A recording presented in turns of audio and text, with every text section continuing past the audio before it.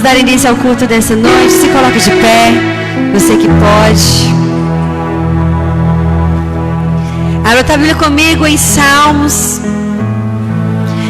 25. Salmos 25, versículo 12. Aleluia! Quantos estão felizes de estar na casa do Senhor? Diga amém! Glória a Deus! Como é bom servir ao Senhor! Como é bom que os irmãos vivam em união. Salmos 25, o versículo 12. Diz assim a palavra do Senhor: qual é o homem que teme ao Senhor?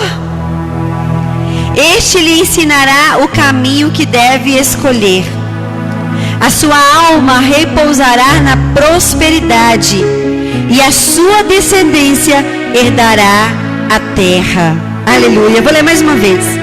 Qual é o homem que teme ao Senhor? Este lhe ensinará o caminho que deve escolher. A sua alma repousará na prosperidade, e a sua descendência herdará a terra. O segredo do Senhor é para aquele que o teme. As bênçãos do Senhor é para aquele que guarda os seus mandamentos no seu coração. E servir ao Senhor é o maior privilégio que um homem e que uma mulher tem nessa terra. O ouro, o dinheiro, bens, tudo isso é passageiro, tudo isso acaba.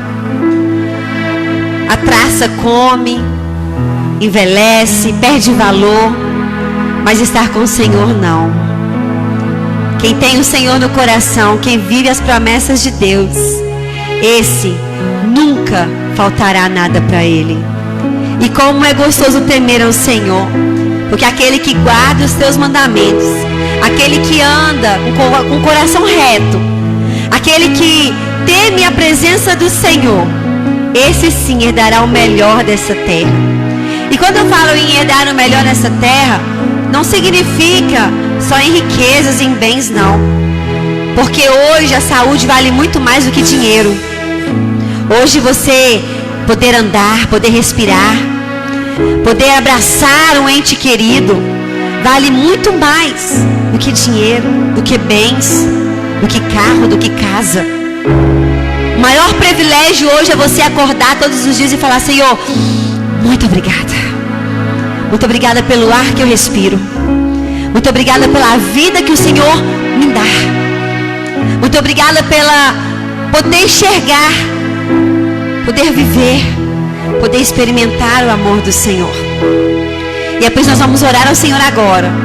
Uma oração de gratidão. Nós vamos fazer agora uma oração de gratidão. Eu queria que nessa oração você não pedisse nada ao Senhor, não. Só agradecesse. Fosse grato agora por tudo que Ele tem feito na sua vida, por tudo que Ele ainda vai fazer. Agradeça a Ele agora por você estar vivo e estar aqui, porque muitas pessoas não podem estar, queriam estar, mas não podem. E nós podemos. Isso é um privilégio. Vamos falar com o Senhor?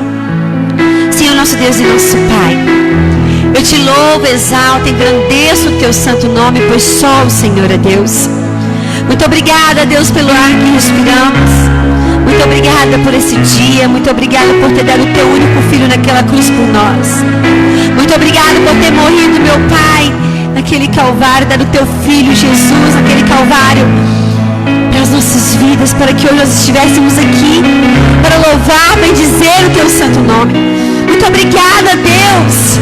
Muito obrigada. Muito obrigada pela presença dos nossos irmãos que estão aqui nessa noite. Por aqueles, meu Pai, que estão nos assistindo, estão nos ouvindo, muito obrigada. Muito obrigada, meu Deus, pelo ar que respiramos. Muito obrigada pelo alimento na nossa mesa, pelas roupas, pelo calçado, que não nos falte, Senhor. Muito obrigada, Deus. Muito obrigada, Senhor, porque todos os dias o Senhor tem cuidado de nós. O Senhor tem cuidado dos mínimos detalhes das nossas vidas. O Senhor tem suprido todas as nossas necessidades. Muito obrigada porque estamos sob o teu olhar, Senhor. E sabemos que sob o teu olhar nada falta. Senhor, muito obrigada por essa noite, por este culto, por este momento, Deus, que estamos com os nossos irmãos em comunhão, para juntos adorar, celebrar o teu santo nome, pois só o Senhor é Deus. Muito Muito obrigada, Senhor, por mais um dia de trabalho. Muito obrigada por mais um dia, meu Deus, na tua presença. Muito obrigada por mais um dia, Senhor. Estamos, meu Pai, aqui nessa noite para declarar que só o Senhor é Deus. Estamos aqui nessa noite para declarar que agindo o Senhor na nossa vida, ninguém impedirá. Muito obrigada, Jesus. Pai, receba o nosso culto nessa noite. Receba o nosso louvor, a nossa adoração. Receba, Senhor, o nosso melhor, a nossa oferta, o nosso dízimo. Pai, receba, meu Pai, nessa noite, o nosso momento que estamos aqui na tua casa, de gratidão a ti, Deus. Receba o nosso culto racional. Receba nessa noite, Deus, tudo que temos de coração aberto para te entregar. Pai, que a tua glória se manifeste neste lugar. Que o Espírito Santo tenha liberdade para agir no meio de nós. E seja à vontade aqui, Espírito Santo, para falar conosco e fazer o teu querer e a tua vontade. Muito obrigada, Jesus. Aleluia. Aplauda o Senhor nessa noite bem forte, porque Ele merece toda honra, toda glória, todo louvor e toda adoração. Aleluia. Fala comigo assim: agindo o Senhor. Fale com fé e determinação: agindo o Senhor na minha vida, ninguém impedirá. Aleluia. O Senhor é bom e nós vamos declarar isso nessa noite. Aleluia.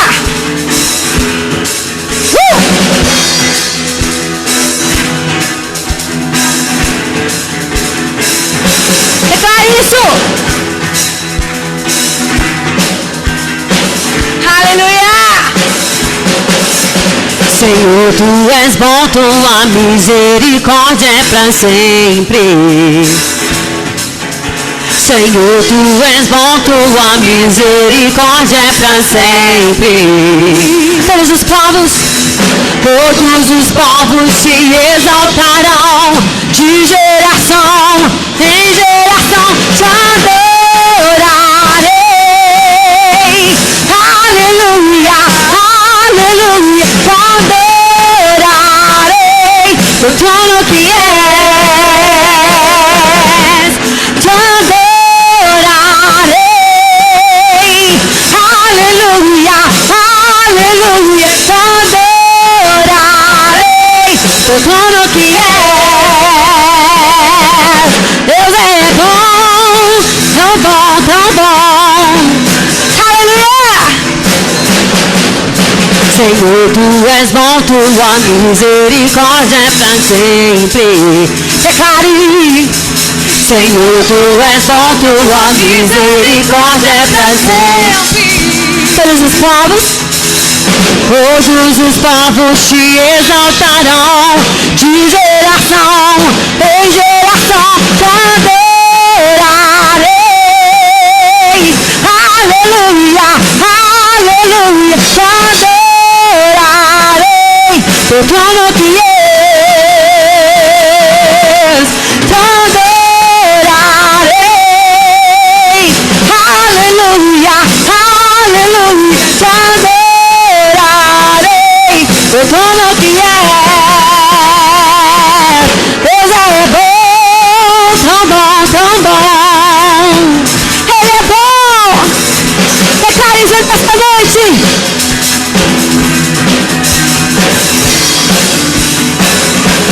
Deus é bom o tempo todo, o tempo todo.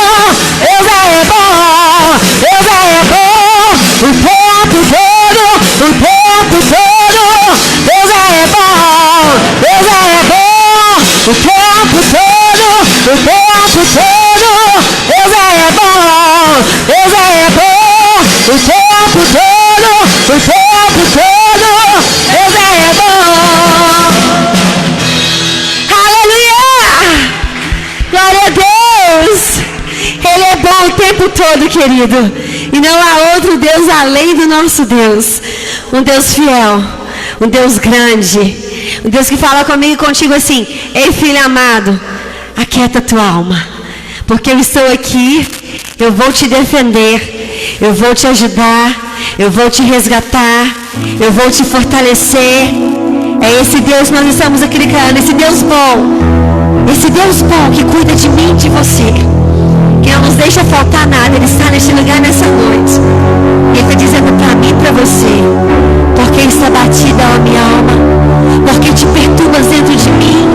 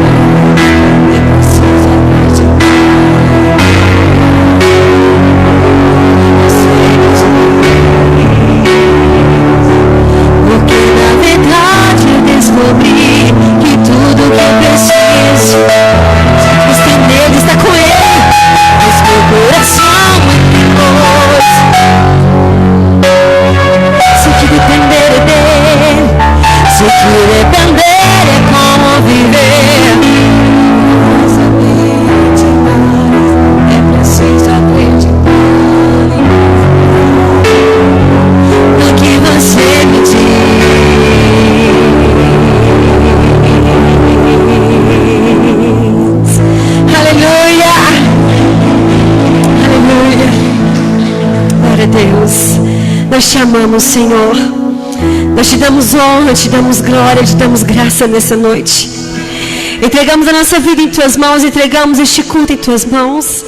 Receba o nosso louvor, receba a nossa adoração. Receba o nosso melhor nessa noite, Deus. Aleluia. Aplauda o Senhor bem forte, porque Ele merece. Amém. Shalom. Tá fraco. Shalom. Graça e paz. Vire para a pessoa que está do teu lado e fala: meu irmão. Não, diga: meu irmão. Algo grande Deus vai fazer nessa noite. Pegue a palavra do Senhor Jesus, trouxe juntamente comigo, e abra no Evangelho de Lucas.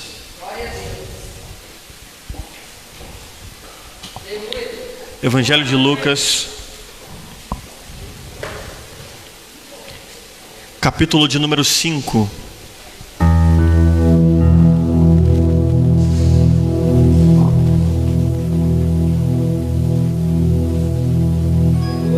Evangelho de Lucas, capítulo de número 5. À medida que você encontrar, diga glória a Deus. Se não tiver, trago a Bíblia. Procure um vizinho mais próximo de você, para que possamos fazer a leitura nessa noite.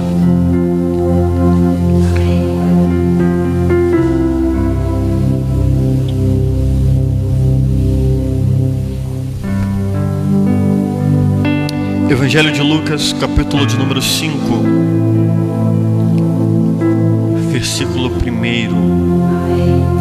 Espero que todos encontrem.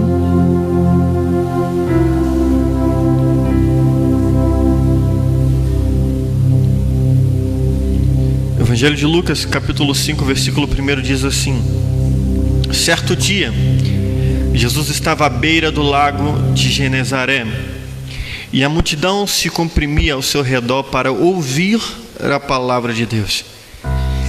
Então Jesus viu 2 barcos à beira do lago. Os pescadores tinham descido e lavavam as redes. Subiu Jesus então num dos barcos, o de Simão, e pediu para que afastasse um pouco da terra. Sentado desde o barco, ensinava as multidões.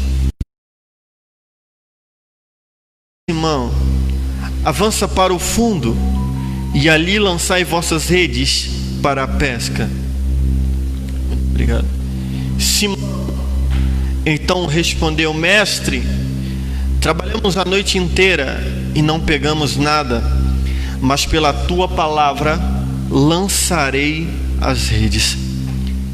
Agindo assim, pegaram tamanha quantidade de peixes que as redes se rompiam. Fizeram sinal aos seus companheiros do outro barco para que viessem ajudá-los. Eles vieram e encheram os 2 barcos a ponto de quase afundarem. Vendo isto, Simão Pedro caiu de joelhos diante de Jesus, dizendo: afasta-te de mim, Senhor, porque sou um pecador. E ele e todos os que estavam com ele ficaram espantados com a quantidade de peixes que tinham pescado. O mesmo ocorreu a Tiago e João, filhos de Zebedeu e sócios de Simão. Então Jesus disse a Simão: não tenha medo, de agora em diante serás pescador de homens. Eles levaram os barcos para a margem, deixaram tudo o que possuíam e seguiram a Jesus. Coloque a mão no teu coração. Nós vamos orar mais uma vez antes de ministrar a palavra. Senhor Deus e Pai, mais uma vez entramos na tua presença, Senhor.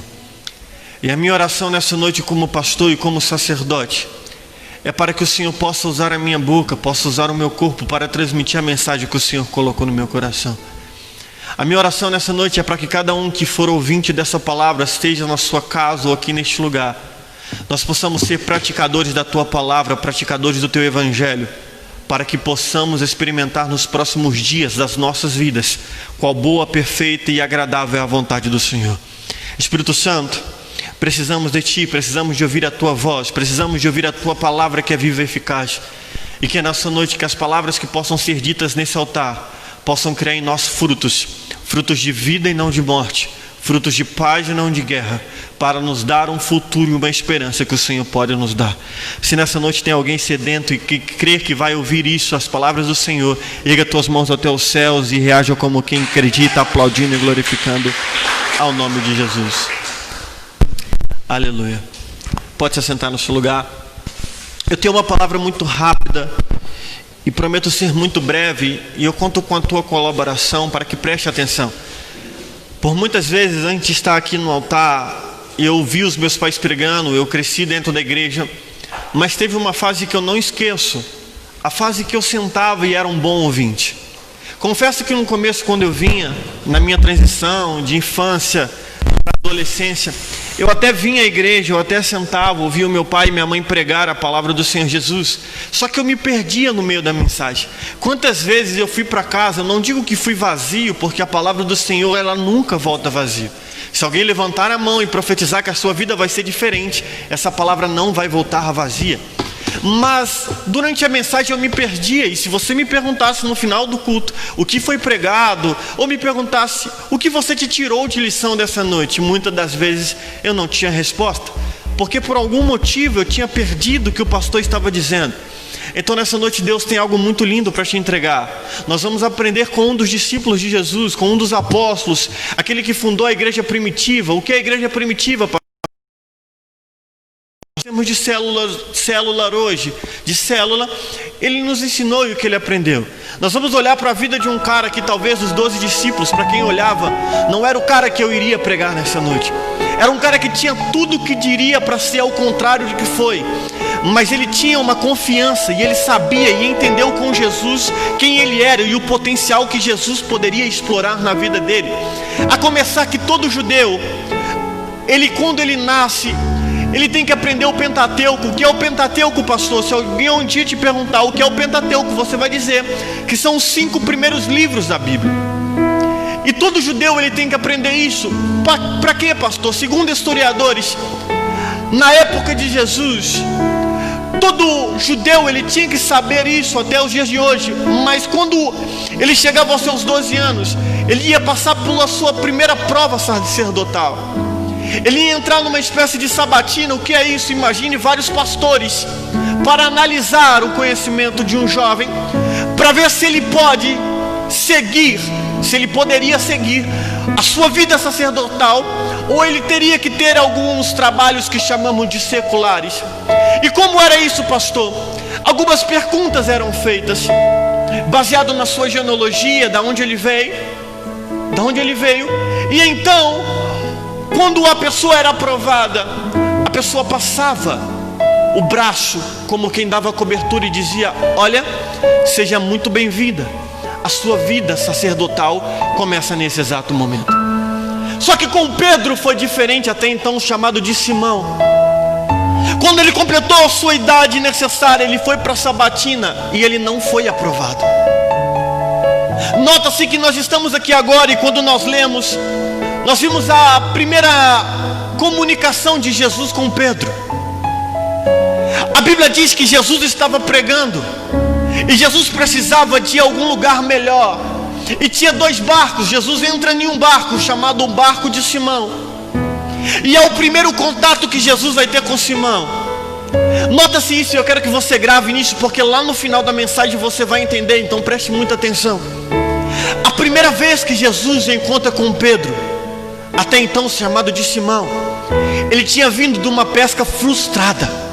Ele era um pescador porque foi rejeitado na escola sacerdotal.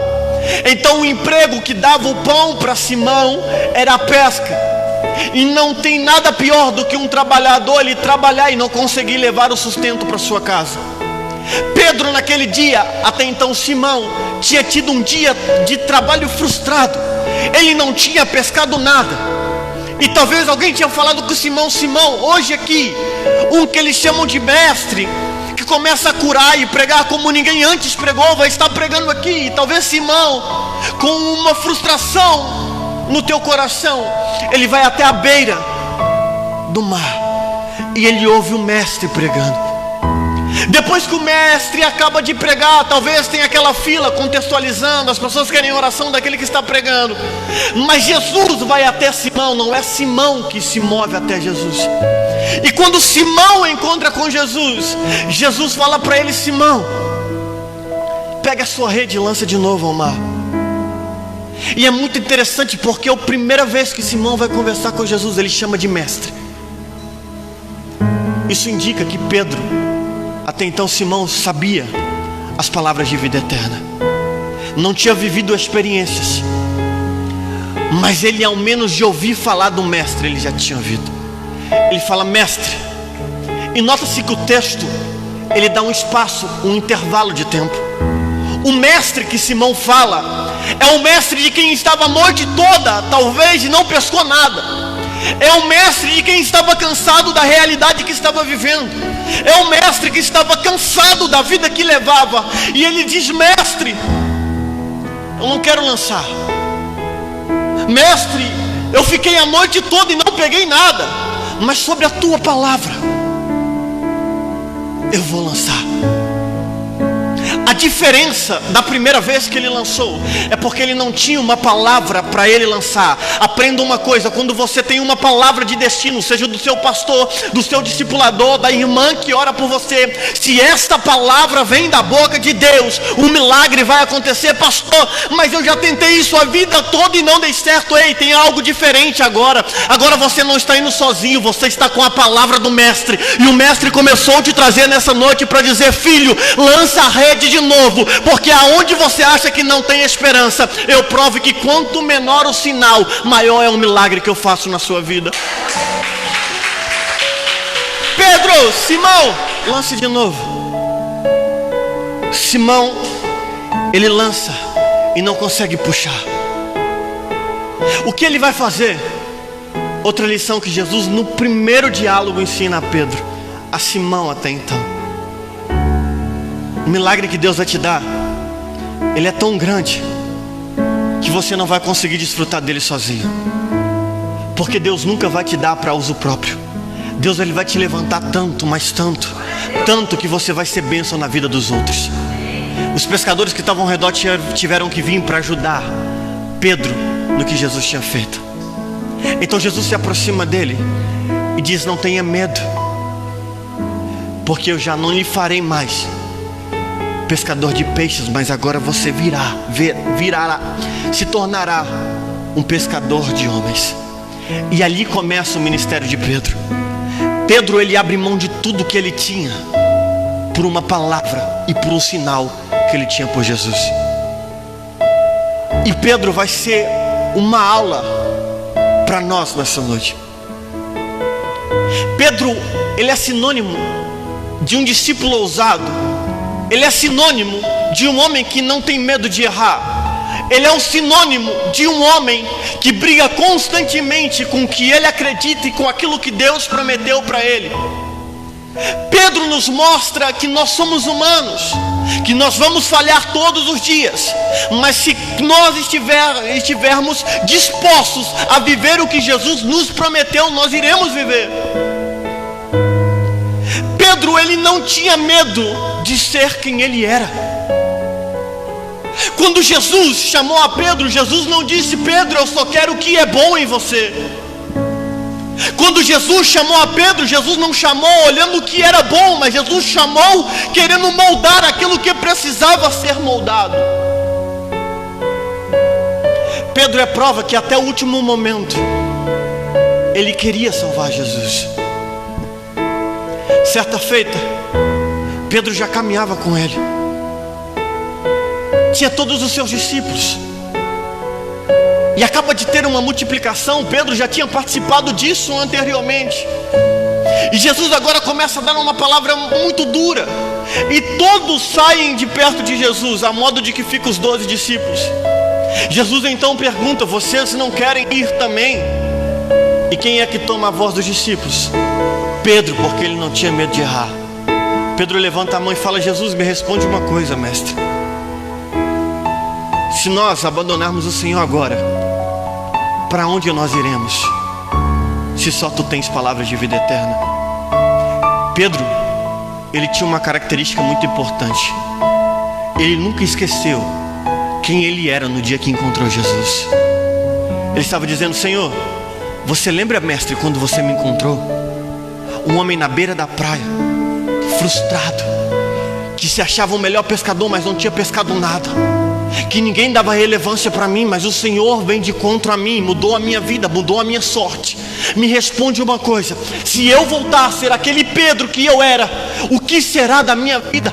Para onde eu irei? Pedro entendeu que um dia quem já pisou no Santo dos Santos não consegue viver em outro lugar. Pedro estava dizendo: Jesus, eu posso largar o Senhor agora, eu posso voltar a fazer o que eu fazia, mas me responde uma coisa: como eu vou esquecer o que o Senhor fez na minha história? Meu querido, eu vou lhe dizer uma coisa: talvez no longo da sua vida você também tentou parar, você tentou parar com a igreja, mas sabe você por que você não conseguiu? Porque um dia aquele que experimentou do sobrenatural de Deus, ele vira refém da palavra de Cristo. Eu quero lhe dizer uma coisa: até os últimos dias da sua vida e da sua história, Deus sempre vai preparar um momento, porque o propósito de Deus ao te encontrar é levar para o céu. Então Deus não abre mão da tua história, Deus não abre mão da tua vida, e Deus não abre mão dos planos que Ele prometeu para a sua vida. Se você recebe e crê nessa verdade, reaja como quem recebe.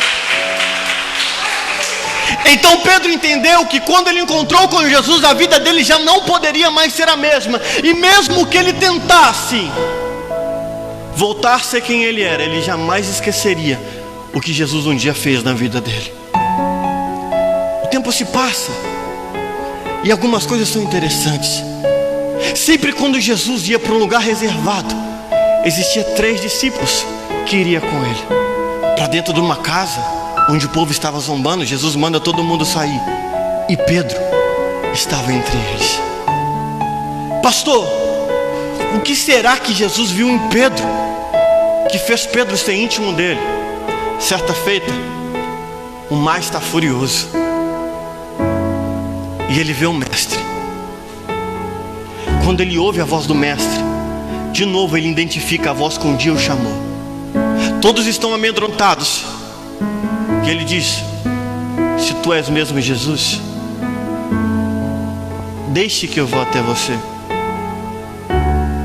O deixe dele, olha que interessante. Quando Jesus chama Pedro a primeira vez, Jesus lançou a palavra e Pedro entendeu e falou: Senhor, pela tua palavra, não é pela minha vontade, pela tua palavra eu vou ir. Senhor, se tu és mesmo quem estou pensando, mande que eu vá até você. Pedro entendeu a importância de só se mover quando se tem uma palavra de Jesus. O problema é que nós não esperamos a palavra dele e queremos por conta própria. Quando Jesus fala, então vem até mim, Pedro começa a andar sobre as águas. Pastor, mas depois ele afundou. Mas ele andou. Me mostra alguém que andou e afundou depois. Tem gente que se afunda sem andar. Pedro, ele não tinha medo de arriscar. Pedro não tinha medo de ser quem ele era. Em outra passagem mais interessante ainda, uma discussão está no ar e todos começam a dizer: olha, estão dizendo aí por aí que Jesus é mentiroso, que ele não é filho de Deus. Jesus então faz uma reunião, chama os discípulos e fala: olha, quem é que estão falando por aí que eu sou? Uns falam, uns dizem que você é profeta, outro é isso. E ele vai e pergunta para os seus discípulos: e vocês? Quem dizem que sou? Eu quero te perguntar, quem que você acha que levantou a mão primeiro que todo mundo? Pedro de novo. Mas antes dele levantar a mão aí, eu quero que você venha talvez umas 3, 4 horas antes desse momento chegar. Jesus estava voltando, porque o dia estava se aproximando que ele ia ser entregue. E no meio do caminho Jesus falou: eu tenho que voltar. E Pedro olha para Jesus e fala assim: mestre, eu não deixarei o Senhor voltar, porque se o Senhor voltar, vão prender o Senhor e vão lhe matar. O que Jesus olha para ele e fala: para trás de mim, Satanás. A gente acha que ficar endemoniado é só rolar pelo chão ou se manifestar. A intenção humana de Pedro era boa, era humana. Eu não vou deixar o meu mestre voltar, porque vão matar a ele. Mas Jesus identificou que aquelas palavras, por mais que sejam boas, Satanás usou o sentimento de Pedro para tentar paralisar o propósito que era maior. E Jesus fala: para trás de mim, Satanás. E tem tanta gente que não sabe quem ela é, que ela não consegue ser repreendida por ninguém. O maior líder não é aquele que fala o que você quer ouvir, é aquele que corrige o que precisa ser corrigido. O dia que você estiver sendo discipulado por um pastor e ele não corrigir nada em você, não fique perto dele, porque tem algo errado.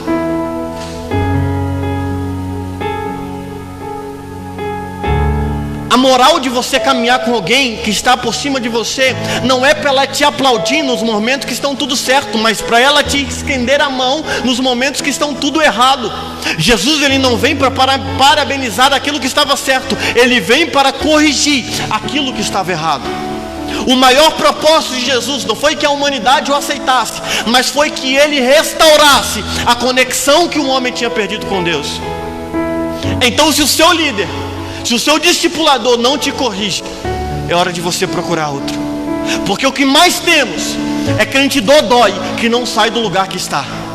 E quando eu falo de corrigir, não é falar de tatuagem, não é falar de brinco, é de coisa maior, é de colocar você de novo para o seu propósito, é de te orientar para aquilo. Certa vez nós estávamos conversando aqui no domingo antes do culto, nós jovens, e entramos sobre relacionamento. E eu disse para um jovem e falei assim: sabe qual é a melhor maneira de você saber se um relacionamento é de Deus ou não? Se os propósitos se unem. Porque Deus não dá homem para mulher e não dá mulher para homem. O único que ele deu foi Eva, e nós sabemos o que aconteceu. Mas Deus, ele une propósitos. Até onde o seu propósito se casa com a pessoa que você está querendo se relacionar. Porque Jesus, ele sempre olha dessa maneira. A visão de Jesus olhar não é o presente, mas é o futuro, o que você vai fazer. Jesus não está preocupado em lidar, porque ele entende que conquistar não é difícil. Difícil é manter o que se conquistou. Quando ele encontra com aquele homem que é cego, todo mundo sabia que ele precisava da visão, mas Jesus diz para ele: o que queres que eu te faça? O que Jesus estava querendo dizer, pastor? Jesus estava dizendo com aquele cego: olha, eu sei que você quer a cura, mas o que você vai fazer com a visão quando eu te der ela? Então Pedro, ele sabia que os melhores momentos dele com Jesus não seriam os momentos que ele viria milagre, não seriam os momentos que ele veria os prodígios e maravilhas, mas os momentos que Jesus o corrigiria, porque ele sabia que quando Jesus o corrigia, ele se aproximava do céu. E nós temos que entender isso. Por mais duro que seja o que Jesus fale conosco, todo pai que ama corrige. O grande desafio de um pai não é no sim, mas é saber a hora de dizer não. E Pedro continua. E aí estamos reunidos. Pedro acaba de ser repreendido aos outros discípulos. Se por orgulho ele estava com birra, aí ele está perguntando aí quem ele é. Eu não vou falar não, ele me chamou de endemoniado. Mas não, Pedro, ele sabia quem era em Deus. Pedro, ele sabia que ele não poderia limitar o agir do Espírito Santo. Jesus pergunta: quem diz quem sou? Pedro levanta a mão e diz: você é o Filho de Deus. Quando Jesus diz isso, quando Jesus ouve isso, Jesus diz para ele: Simão Barjonas. Jesus já tinha chamado ele de Simão, já tinha mudado o nome dele para Pedro, mas não tinha chamado ele de Barjonas. O texto é bem claro em dizer: disse bem Simão Barjonas. O que Jesus queria dizer? Porque Jesus falou Barjonas? Porque era da onde ele vinha, é da onde ele veio, era a sua genealogia. Ele estava dizendo: olha, Simão, eu sei o seu passado, eu me lembro do dia que eu te chamei, mas eu quero lhe dizer uma coisa: não foi você que teve essa revelação, mas foi o Espírito Santo que hoje mesmo lhe concedeu o que ele não concedeu a ninguém. O que nós aprendemos? Que quando Jesus chama ele de Simão Barjonas, Jesus estava dizendo: sabe por que você tem essa revelação? Primeiro, porque você sabe quem você é. Quando eu sei quem eu sou, Deus me revela quem eu sou no reino. Quem você é na terra? Eu sou um homem que até os últimos dias da minha história posso errar todos os dias, mas eu tenho um propósito, e todos os dias eu vou correr atrás desse propósito. Quando Simão entendeu isso, Jesus disse para ele: a revelação que você teve não foi de si próprio, mas foi o próprio Espírito Santo de Deus que te revelou. Jesus estava entregando para ele uma identidade, porque quando eu sei o meu propósito, quando eu celebro a minha vida, eu recebo o título que Deus me deu de homem e mulher segundo o seu coração. Então Pedro reconhece quem ele é, o Espírito Santo revela quem ele é em Deus, e depois Jesus dá uma coisa muito linda que nós precisamos. Ele diz: sobre ti eu erguerei a minha igreja, e te darei autoridade, e tudo que ligardes na terra será ligado no céu, e tudo que for desligado no céu será desligado na terra. Quando eu sei quem eu sou, quando eu reconheço o meu propósito chamado por Deus, Deus me revela quem eu sou no reino, e Ele me dá autoridade. Aprenda uma coisa: quando você for orar, nem que seja por agradecer um alimento, saiba de uma coisa: a tua oração tem muitos seus efeitos. Quando você sabe o que você está falando, você contempla o que Deus vai fazer. Porque naquele dia Deus estava dando à igreja, e a igreja somos nós, autoridade. E a palavra de Jesus é: tudo que ligardes na terra serás ligado no céu. Quando você fala: Senhor, eu creio na salvação da minha família, Ele está ligando lá no céu. Senhor, eu acredito que a minha história vai ser mudada, está começando a ser mudado lá no céu. Eu quero lhe dizer uma coisa: o dia que você entender o poder que tem a sua oração, o poder que tem a tua palavra, as portas do inferno não prevalecerão sobre a sua vida. Pedro recebe a revelação de Deus, a qual nenhum homem tinha recebido. E pastor, o que acontece agora? Eu vou encerrar a mensagem e você vai entender o que eu quis dizer com isso tudo em pequenos momentos de Pedro. A última lição que Deus vai dar a Pedro, antes dele negar a Jesus, negar ao mestre, é a mais linda de todas. Quando eu comecei pregando, vocês lembram que eu falei que Pedro foi rejeitado pela escola sacerdotal? Você viu que Jesus o chamou, fez milagre, ele foi crescendo. Mas agora está chegando a hora do Getsemane. E naquele dia Jesus vai fazer algo que ele nunca tinha feito. Sempre quando Jesus ele ia para um lugar reservado para orar, ele sempre chamava os 3. Mas ele jamais tinha subido ao monte com 12. Ele chama todos os discípulos naquele dia para subir até o Getsemane. E quando ele chega ao seu Getsemane, lá é assim, ele chama os 3 e fala: olha, com os que ficaram, fique aqui orando. E quando ele chama os 3, que é intimidade, os 3 íntimos, e Pedro estava lá, ele diz: olha, o momento está chegando. Eu quero que vocês fiquem aqui orando, porque eu vou entrar para aquela mata, eu vou entrar para aquele jardim, e vou me rasgar perante a Deus. E nós sabemos, enquanto Jesus estava orando, os soldados chegam para prender. E diante daqueles soldados tinha um jovem chamado Malco. E o que Pedro estava fazendo? Pedro ele sempre achava que ele poderia ser o salvador da pátria. Pedro ele sempre quis proteger o mestre. Pedro estava armado. Quando Malco se aproxima para prender a Jesus, Pedro arranca a sua espada e corta a orelha de Malco. Segundo Flávio José, Malco era ainda jovem, que tinha iniciado a sua fase na escola sacerdotal. Pedro foi recusado, mas Malco não. Mas tinha um problema. Que problema era esse, pastor? É que um sacerdote ele não poderia ter deficiências físicas. Ele era visto como um homem puro. É por isso que os discípulos, quando veio um homem, perguntam a Jesus: quem é que pecou? O pai ou ele mesmo ou sua geração, para que ele nascesse assim? E Jesus diz: ele nasceu assim para que a glória de Deus fosse manifestada. Então quando Pedro ele corta a orelha de Malco, ele encerra a vida sacerdotal de Malco. Mas Jesus vai dar mais uma lição de quem ele era para Pedro. Uma das últimas mensagens antes de Jesus partir que ele estava querendo dizer para Pedro era: Pedro, Jesus pega a orelha de Malco. E quando Jesus coloca a orelha naquele menino de novo, Jesus estava dizendo: Pedro,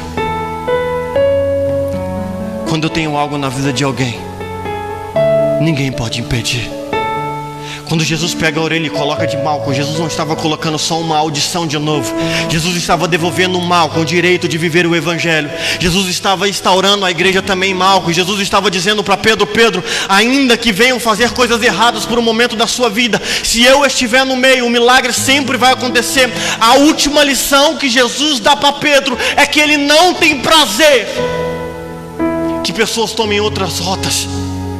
Talvez você chegou aqui nessa noite e está dizendo: pastor, eu tenho medo de me relacionar na igreja de novo e ser ferido, porque quando eu dançava, porque quando eu cantava, algum irmão falou mal de mim, estacionou o meu propósito, porque na outra igreja podaram aquilo que eu estava fazendo. Eu quero lhe dizer uma coisa: sempre que alguém corta a sua orelha para terminar o seu ministério, Jesus vem e coloca ela no lugar de novo. Não importa quantas vezes as pessoas te decepcionam, o que importa é que cada orelha cortada tem uma mão de Jesus ao encontro para restaurar um milagre. Eu não sei aonde Satanás tentou paralisar o seu ministério, se é a sua casa, se é a sua família, se é a sua vida, mas eu quero profetizar que Jesus Cristo, Filho de Deus, nessa noite está dizendo: assim como eu restaurei o ministério de Malco, eu restauro a sua família, eu restauro a sua vida, eu restauro o seu ministério. Se você acredita nessa verdade, reaja como quem acredita.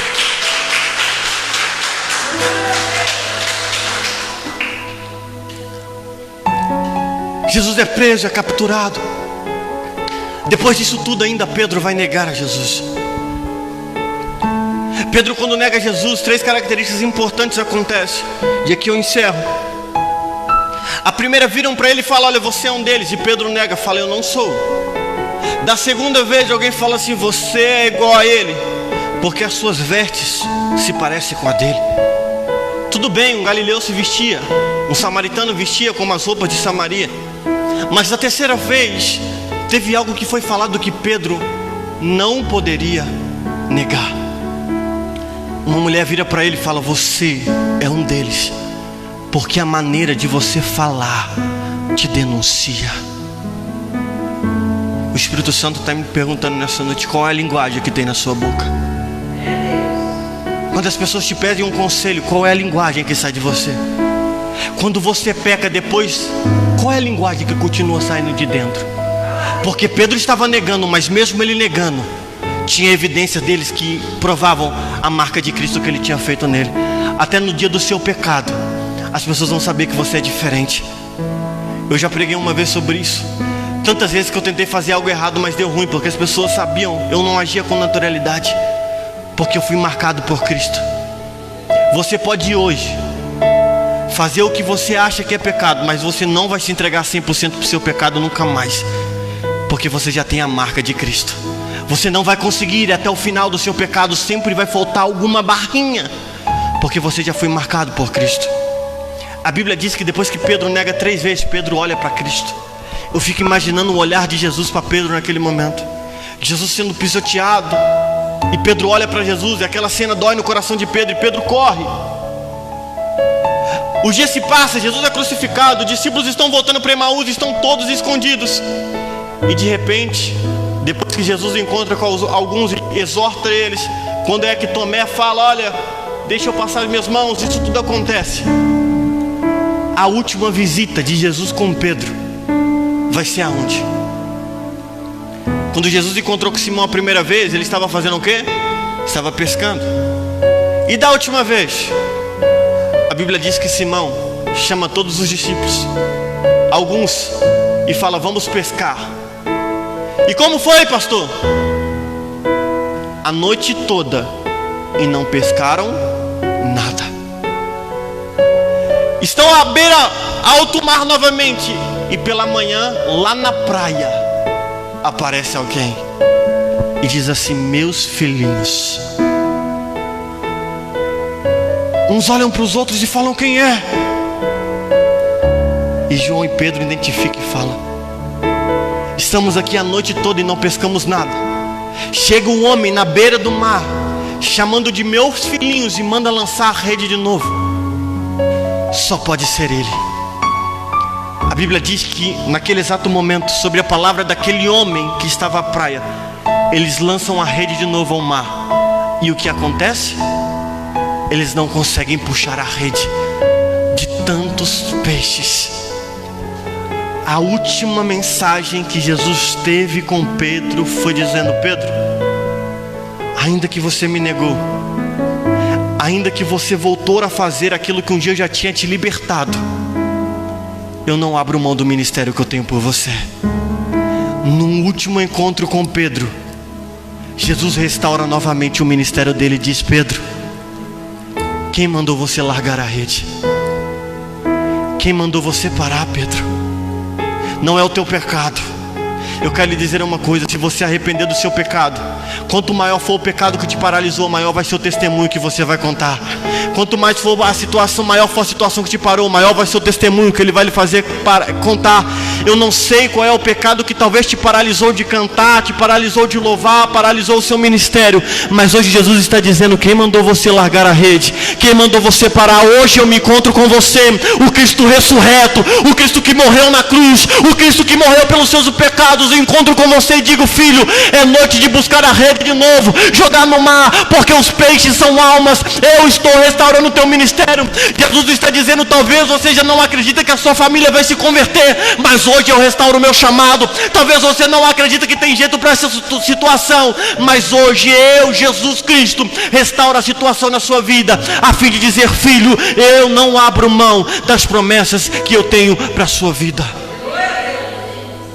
Jesus restaura o ministério, instaura o propósito: ide pelo mundo, pregando o Evangelho, fazendo discípulos e batizando-os em nome do Pai, do Filho e do Espírito Santo. Aprenda uma coisa: o nosso propósito, se pudéssemos resumir em algum versículo, seria: ide pelo mundo, pregando o Evangelho, fazendo discípulos e batizando-os em nome do Pai, do Filho e do Espírito Santo. Então se coloque de pé no seu lugar, porque nós vamos entoar este louvor. Eu não sei aonde o seu ministério foi paralisado, eu não sei aonde o seu propósito está paralisado, eu não sei o que você está vivendo nesses dias, mas hoje Jesus te trouxe aqui para dizer: filho, eu não abro mão da história que eu tenho com você. Jesus, ele não abre mão daquilo que ele te prometeu. Diga para o teu irmão, fala: meu irmão. Diga para ele: meu irmão, o teu pecado não consegue esconder a marca de Jesus que existe em você.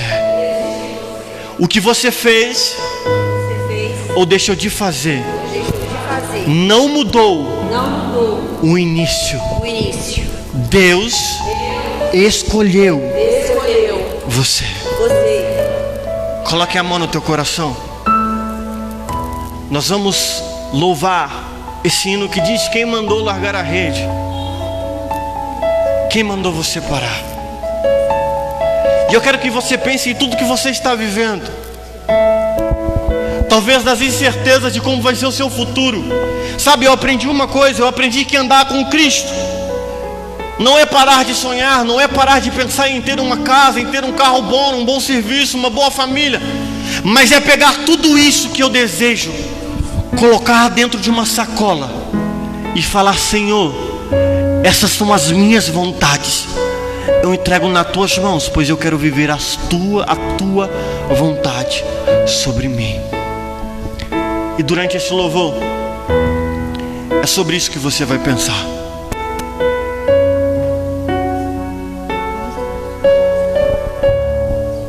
Aleluia. Coloca a mão no teu coração. Vamos entoar o Senhor esse cântico. Não é tempo de largar a rede, é tempo de você ir, por mais que seja em alto mar. Confia no seu Deus, confia no Senhor. Ele sabe o momento certo.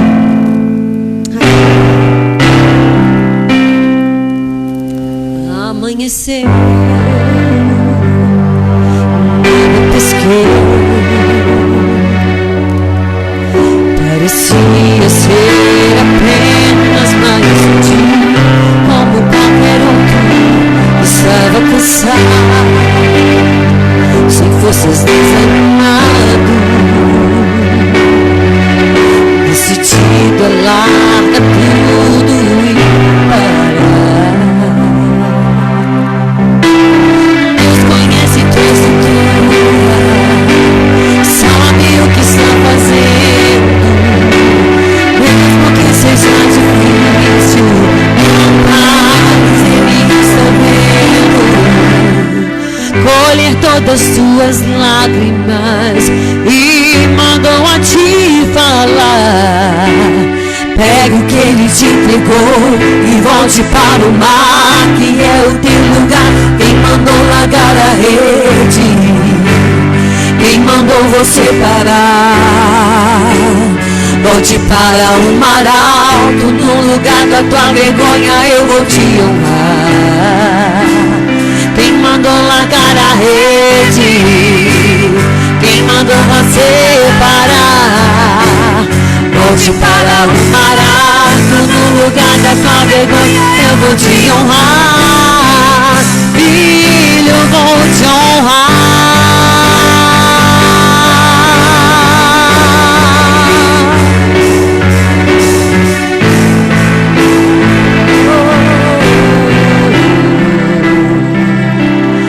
Amanhecer,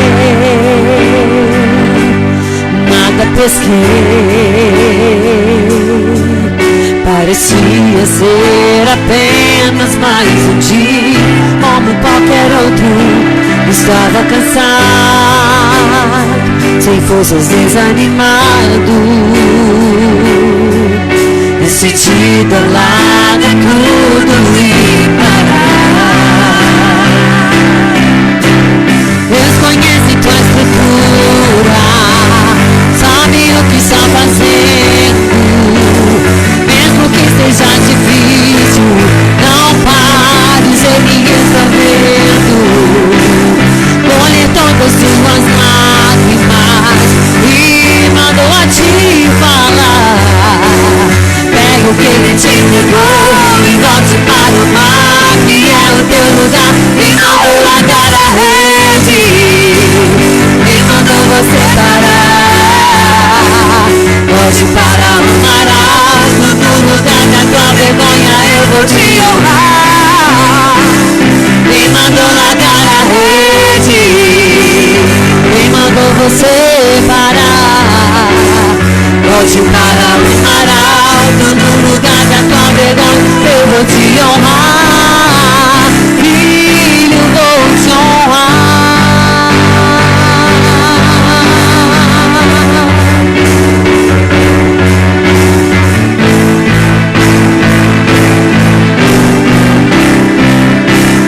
Quem mandou largar a rede? Quem mandou você parar? Volte para o mar alto, no lugar da tua vergonha eu vou te honrar. Quem mandou largar a rede? Quem mandou você parar? Pai, volte para o mar alto. A minha oração nessa noite é para que tudo aquilo que foi pregado nessa noite, que nós nunca possamos esquecer, Pai, quem é que nos chamou.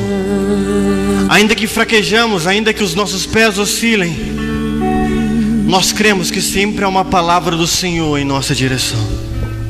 E a Tua palavra nos alcançou nessa noite, Pai. E a minha oração é para que sempre possa existir uma isca para nos trazer de novo para o centro da Tua vontade. Pai, neste lugar nós não somos melhores do que ninguém. Ninguém aqui consegue ser melhor do que fulano ou beltrano. Mas todos nós que estamos aqui, sem exceção, somos extremamente dependentes da Tua graça, da Tua misericórdia e do Teu amor. Pai, que o Teu amor que nos alcançou e que nos alcança todos os dias possa ser tão forte no nosso coração, ao ponto de nós levarmos esse amor para o mundo e para as pessoas. Que os nossos dedos apontados não sejam para julgar pecados, mas para apontar destinos, porque foi isso que o Senhor fez conosco. Pai, muito obrigado pela nossa igreja, muito obrigado por cada membro, por cada irmão, por essa família, Senhor. Te damos graças e agradecemos por essa noite. Se você está feliz quanto eu pelo que o Senhor fez e há de fazer neste lugar, erga tuas mãos aos céus e glorifica o nome do Senhor Jesus. Quero agradecer a você que estava na sua casa assistindo. Que Deus lhe abençoe. E deixo o convite para você estar aqui conosco domingo às 19 horas. Fique com Deus, shalom e beijo no coração. Você que está